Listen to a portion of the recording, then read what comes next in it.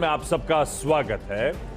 एक इंपॉर्टेंट हफ्ते के लिए ब्रेसअप कर लीजिए। पिछले 2 हफ्ते वीक ऑन वीक भारतीय बाजारों में दबाव देखने को मिला है और कई सारे बहुत पेनफुल सेशंस भी हमने आते हुए देखे, जिसमें फ्राइडे का सेशन हाईलाइट है जब भारतीय बाजारों की तगड़ी पिटाई। Nifty 500 point, Nifty bank 1300 point गिरा। एफआईआई की तरफ से ऑलमोस्ट 6,500 करोड़ रुपए की बिकवाली का कैश मार्केट में आंकड़ा। तो एक काफी पेनफुल सेशन से हम बाहर आ रहे हैं एक फ्रेश सेशन। यूएस में जैसा हमने डाइजेस्ट करके गए थे उतनी कमजोरी थी। बस अच्छी बात यह है कि आज सुबह वो रिस्की एसेट्स जो हैं कुछ वापस मोमेंटम दिखा रहे हैं। अब वो कितना सस्टेनेबल है ये अलग बात। वो डेड कैट बाउंस है, वो मोमेंटम सस्टेन हो जाएगा, वो डर खत्म हो गया है, पता नहीं। लेकिन आज बाउंस बैक है। डाउ फ्यूचर्स ऊपर है, नैस्डैक फ्यूचर्स ऊपर है, कच्चा तेल बाउंस बैक कर रहा है। अक्रॉस एसेट क्लासेस हम देख रहे हैं रिकवरी। बॉन्ड यील्ड्स में थोड़ा सा उछाल लौटता हुआ, तो थोड़ी सी सैनिटी लौटी है ये कहने। और सैनिटी के बीच में एसएक्स निफ्टी भी दिखा रहा है हमारा कि हम भी शायद 1/4% के उछाल के साथ उस फ्राइडे के पेन के बाद आज कामकाज की शुरुआत करेंगे। ऐसे में दरअसल पिच है कैसी नीरज जी? Good morning.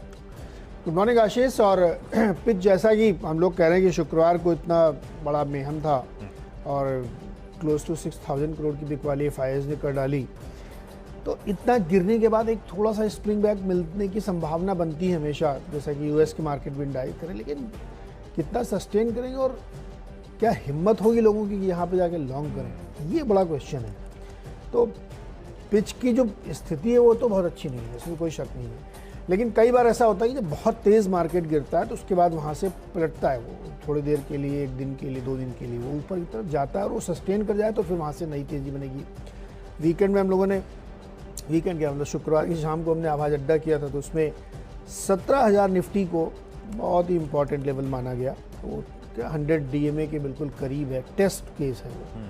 अगर 17,000 टूट गया, उसके नीचे चला गया 100-150 पॉइंट और सस्टेन कर गया 1-2 दिन, तो फिर और नीचे जाएगा। अगर आज 17,000 से ऊपर क्लोजिंग उसने दे दी तो फिर बाउंस बैक होगा। ऐसे तमाम टेक्निकल पैरामीटर्स लोग लगा रहे हैं। लेकिन असली क्वेश्चन ये है कि ये जो ओमिक्रॉन है ना, इसकी कहानी थोड़ी और आगे जब एक्सप्लेन होगी तब सही चीज़ें निकल के आएंगी। तो बहुत सारे इवेंट हैं, एकदम ओपन एंडेड है इस समय, कोई बात बहुत सर्टेनिटी के साथ नहीं कह सकती। हाँ, मैं एक चीज़ कहूँगा, जो लोग पोर्टफोलियो बिल्डिंग के लिए इंतजार करते, फोमो वाले लोग, उनके लिए सुनहरा मौका है ही।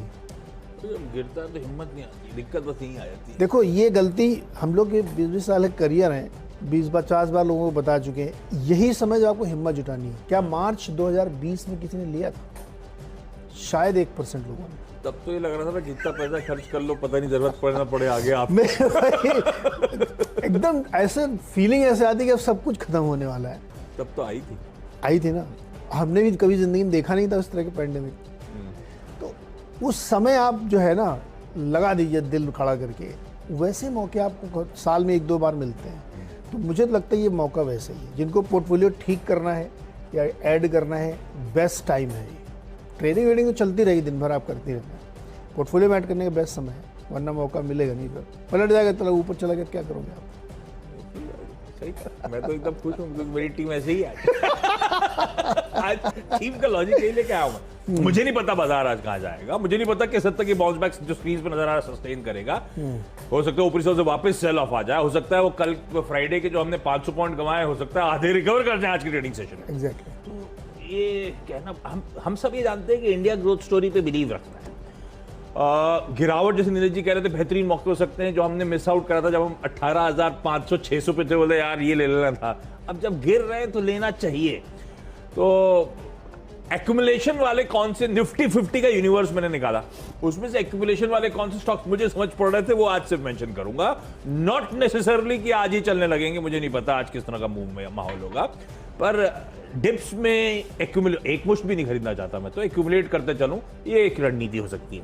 अब निफ्टी 50 के कौन से 10 स्टॉक्स हैं, अब हो सकता है आपकी कुछ और पसंद हो सकता है इसके पीयर्स आपके फाइनेंशियल एडवाइजर के हैं वो ज्यादा बेहतर है, तो आप उस हिसाब से कॉल ले लीजिएगा। पर पहला एशियन पेंट्स है, ये अल्फाबेटिकली चल रहे हैं, मैंने उसमें भी छेड़छाड़ नहीं करी। ये सही है। तो एशियन पेंट्स पहला। ऐसा नहीं कोई मीनिंगफुल करेक्शन आ गया, ये जरूर है 3500-3600 वाला जब गिरा था तब वो 2800-2900 चला गया था, जब आपको याद होगा 1000 basis points, 1100 basis points margin पे जब डेंट पड़ा था। तो वहां से तो रिकवर हो चुका है। तो ये मार्केट जो अब गिर रहा है उसमें एशियन पेंट्स मेरे ख्याल से इतना ज़्यादा कोई ऐसा कोई दबाव नहीं है। एशियन पेंट्स फ्राइडे को भी मेरे ख्याल से उस ट्रेडिंग सेशन में फ्लैट हरे निशान में बंद हुआ था। तो ये नहीं कह रहा हूँ कि गिर गया इसलिए खरीदी, ये कह रहा हूँ इसीलिए क्योंकि स्ट्रेंथ है, इंडिया ग्रोथ स्टोरी की बढ़िया कंपनी है, मार्केट शेयर 50% ज़्यादा डोमिनेट करती है एक ऐसे स्पेस में जिसकी मेरे ख्याल से ट्रैक्शन आगे भी कंटिन्यू रहेगा। तो एशियन पेंट 3500 3600 वाला स्टॉक ऑफ हाइस ट्रेड कर रहा है, इसीलिए एक्यूमुलेट करता चलूंगा इस स्टॉक को। और ये क्रूड इनके ग्लोबल मूड से बिगड़ेगा तो एशियन पेंट्स का कंफर्ट और बढ़ेगा क्योंकि उन्होंने बहुत एग्रेसिव प्राइस हाइक्स ऑलरेडी ले रखे हैं। भारतीय एयरटेल अगला काउंटर है, इसमें भी ऐसा कोई मैसिव करेक्शन नहीं है। ये 50-60 रुपए अपने साल के हाई से नीचे कामकाज कर रहा है। ये तो बहुत सालों बाद दरअसल चलने की कगार पे खड़ा हुआ है और जो हो रहा है इस इंडस्ट्री में वो बड़ा पॉजिटिव है। इसके मैनेजमेंट की कमेंट्री, इसके तरह के जो अपडेट्स पिछले 1-2 हफ्ते से हम लोग आपके साथ शेयर कर रहे हैं। भारतीय एयरटेल मुझे लगता है इसको अगर और गिरावट आती है तो एक्यूमुलेशन का और बेहतर जोन बनता चला जाएगा। तो इसको एक्यूमुलेट करने का मन, जो रेट हाइक्स लिए वो अच्छी खबर और जो इंडस्ट्री के टेलविंड्स है वो अच्छी खबर, इसीलिए फ्राइडे में भी 3-4% गिर गया था। तो एक्यूमुलेट करने के मौके होंगे। फार्मास्यूटिकल्स में क्या है, दाव लगाना थोड़ा हमेशा रिस्की लगता है मुझे। यूएस एफडीए की गाज कब गिर जाए, सारा का सारा कैलकुलेशन, सारे के सारे रिटर्न जो पोर्टफोलियो में नजर आते हैं वाइप आउट हो जाते हैं। दिवीज लेबोरेटरीज एक ऐसा स्टॉक है जो इंटरेस्टिंग लगता है। वो नमक सॉल्ट बनाना है ना, वो अच्छी कंपनी है, एक्यूमुलेशन का जोन है, इसको धीरे धीरे एक्यूमुलेट करें। अगर लकीली कहीं फार्मा ने ध्यान रखिए फ्राइडे को अब ऐसे आउट परफॉर्म करा है तो कोई गिरावट वाला स्थिति तो है नहीं यहाँ पे, लेकिन एक्यूमुलेशन का मन करता है दिवीज लेबोरेटरीज में जब भी मौके मिले एक्यूमुलेट करते चले। ये कुछ बेहतरीन पेडिग्री की कंपनी सिंगल आउट करके लाया हूँ जो रडार पे। तो ए, बी और डी हो गया, बाकी बाद में बताता हूँ आपका। अच्छा आपने किया है तो मैंने सोचा कि अब मैं खबरों वाली तरफ। वैसे आपकी टीम मैंने देखी है पूरी, एक बढ़िया स्मॉल केस है वो। हाँ स्मॉल केस, ये बहुत अच्छा आजकल। जो लोग इनकी पूरी टीम देखेंगे ना वो एक्चुअली परफेक्ट स्मॉल केस है जिसकी हम लोग अभी चर्चा कर रहे थे। एनीवे चलिए हमारे 3 स्टॉक साथ जाते हैं, डॉक्टर साहब करें बहुत कम समय। इंडिगो, स्पाइस जेट और इंडियन होटल्स, ये हमारी टीम में शुक्रवार को भी थे। इंडिगो और स्पाइस जेट बहुत बुरी तरीके से गिरे थे और इंडियन होटल्स, तीनों मुझे इसलिए लगता है कि देखिए जब तक ये आशंका के बादल छंट नहीं जाते हैं तब तक दिक्कत बनी रहेगी और लोग इससे घबराएंगे, डरेंगे, तो उसका बिजनेस इम्पैक्ट आता हुआ दिखे। मुझे ऐसा लगता है यहाँ पे वीकनेस रहेगी इंडिगो में भी। और हालांकि बहुत गिरे हैं शुक्रवार को ये, तो हो सकता है कि थोड़ी देर के लिए ट्रेडिंग की तरफ ऊपर आए, लेकिन क्लैरिटी आने तक ये स्टॉक प्रेशर में रहेंगे। और इंडियन होटल जो बेचारा बहुत दिनों बाद अचानक से चला था, अब थोड़ा छुट्टी उट्टी के मौसम में हिम्मत जाने की नहीं रहेगी। तो 3 मेरे हो गए, अब बताइए आगे, डी से आगे। जो बुकिंग करा ली वो पूरा पैसा वापस आएगा क्या? आपको वो दे दिया जाएगा पॉइंट्स। नहीं हाँ। पिछली बार लॉकडाउन में मेरा एक एयर टिकट फंस गया था, उसके पैसे अभी तक नहीं आए। अब नहीं है, पॉइंट नहीं चाहिए, पैसा वापस चाहिए। पैसा कहाँ मिलता है, जो गया सो गया। वो पिछली बार वो नेशन वाइड लॉकडाउन लगा था और वो फ्लाइट टिकट्स थे, तब उन्होंने कहा था अगले 1 साल में आपको इसको करना है तो आप उसी सेम रूट पे आप बुक कर सकते हैं। किया आपने? 1 साल तक खुला कहा था ढंग से देश, तो तब गया, उसके बाद तो फॉलो अप भी करना बंद कर दिया था।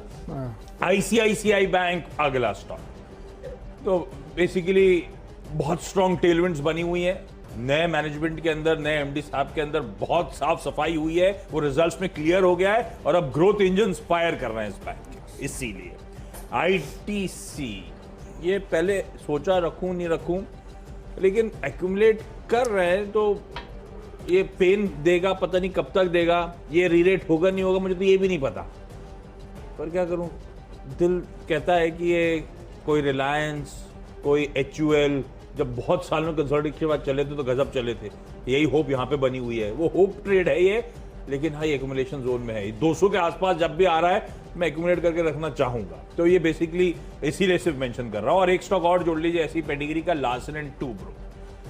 देश में इंफ्रा बनना है ना अगले कुछ सालों में, तो लार्सन & टूब्रो के थ्रू होगा। इसके तो अच्छी बात ये कि सारे आर्म्स जो है, सब्सिडरीज जो है, वो भी गजब का आउट परफॉर्मेंस दिखा रही है। पर लार्सन & टूब्रो खुद कोर बिजनेस मुझे अच्छा लगता है और इसने वैसे अच्छा आउट परफॉर्मेंस भी दिखाया है। कहाँ 3 डिजिट में चला गया था और क्या बढ़िया मूव आया है। लेकिन Larsen & Toubro if market corrects accumulate करके रख दूंगा। बिल्कुल सही। और अब पंजाब अल्कलीज, इनकी बोर्ड बैठक होने वाली है 2 दिसंबर को और उसमें स्टॉक स्प्लिट पे विचार हुआ। होगा और आउट परफॉर्म किया है पंजाब अल्कलीज ने, ज़बरदस्त यहाँ पे है, तो मैं लगता है उस पर ध्यान रखना चाहिए।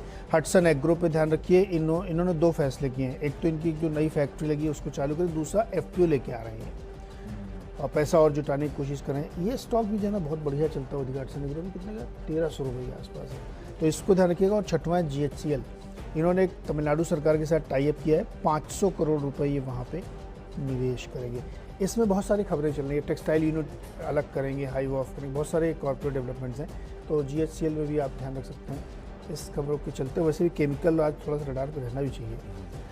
चलिए फटाफट एक छोटा सा ब्रेक और लौट के आएंगे तो अगले स्टॉक्स आपको बताएंगे।